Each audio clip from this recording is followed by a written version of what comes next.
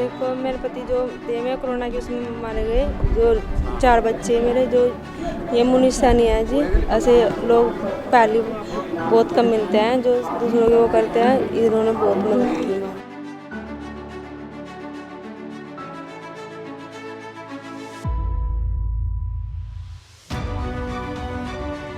Camp बहुत अच्छी बात है। हमारे मुनीर सैनी जी का धन्यवाद। भाई जो लोग परेशान थे उसके पेंशन के बारे में इधर उधर घूमते रहे थे, उन्हें आज एक ही टेबल पर सब हर उसके अधिकारी मिल रहे, तो लोगों को बहुत बढ़िया सहूलियत होगी।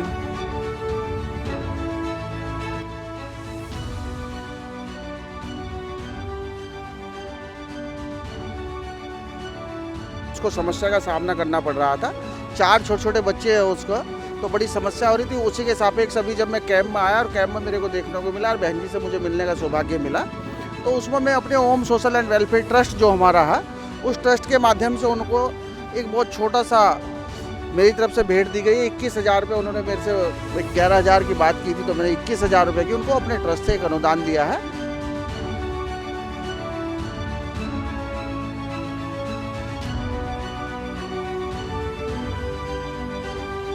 नमस्कार, आप देख रहे हैं द न्यूज़ वाला नेटवर्क। तो मैं हूं आपके साथ हेमंत। इस समय हम लोग धनोरी गांव में हैं और यहां पर दूसरे कैंप का यहां पर आयोजन हुआ है। 4 कैंपों की घोषणा यहां पर हुई है इस विधानसभा को लेकर, कलियर विधानसभा को लेकर मुनीष सैनी जी द्वारा।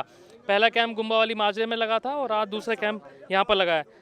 मुनीष सैनी जी हमारे साथ मौजूद है, भारतीय जनता पार्टी के वरिष्ठ नेता है, लेकिन सबसे पहले समाज सेवी लगाते हैं अपने सामने कि भाई समाज सेवी मैं पहले हूँ।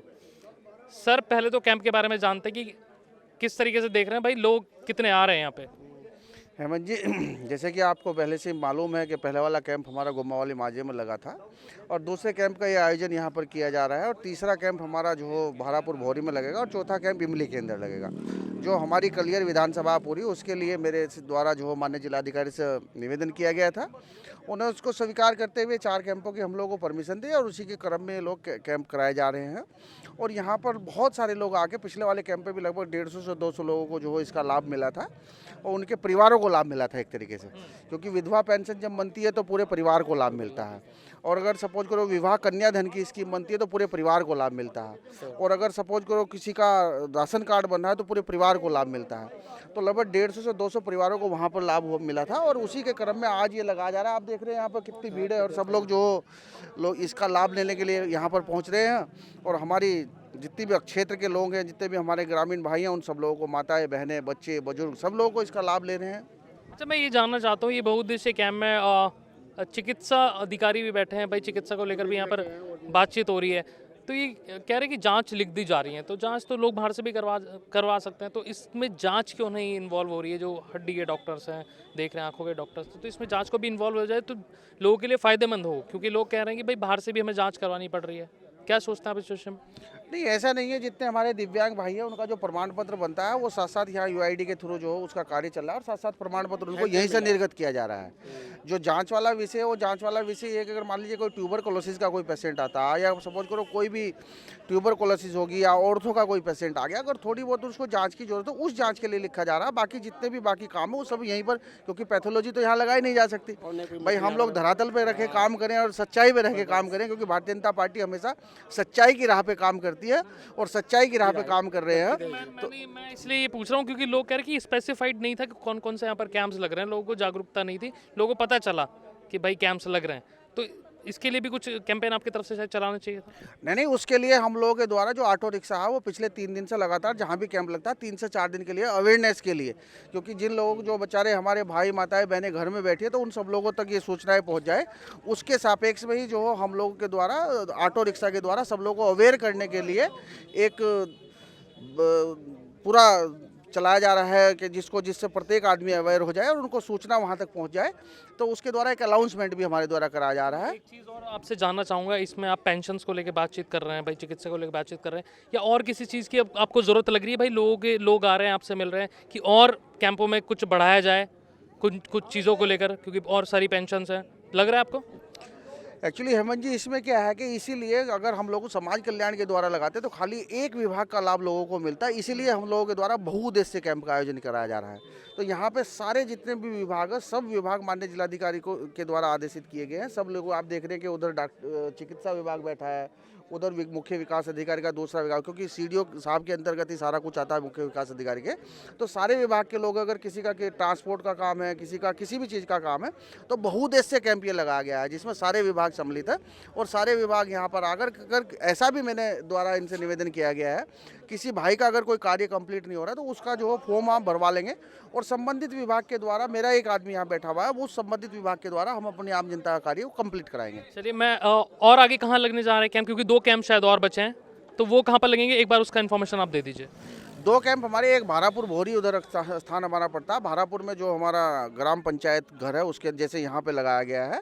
और इसी प्रकार से एक इमली के अंदर हम लोगों का कैंप का आयोजन होगा और 21-12 तक ये सब कैंप हमारे कंप्लीट हो जाएंगे। चलिए, मेरा आखिरी सवाल सर, अब तो चुनाव लड़ ही रहे हैं आप, भारतीय जनता पार्टी में कमल का फूल ही उसका प्रत्याशी होता है। कमल के फूल को ही हमें लोगों तो को पुराना स्टेटमेंट हो गया सर, अब तो नया वाला स्टेटमेंट नहीं, आप किसी भी कार्यकर्ता से मिल लीजिए, कमल का फूल ही हमारा प्रत्याशी होता है। सिंबल तो वही रहेगा, कैंडिडेट तो आप हैं। तो कमल के फूल को हमें जिता कर ले जाना था। और भारतीय जनता पार्टी, अच्छा, इच्छा तो हो ही गई होगी, अब तो वही चुनाव नजदीक, भारतीय जनता पार्टी जिस कार्यकर्ता, तो मान लीजिए सर, नहीं, भारतीय जनता पार्टी जिस कार्यकर्ता का जहां जिस समय उपयोग करना चाहती है, मान लीजिए कैंडिडेट के तौर पे उपयोग करेगी फिर।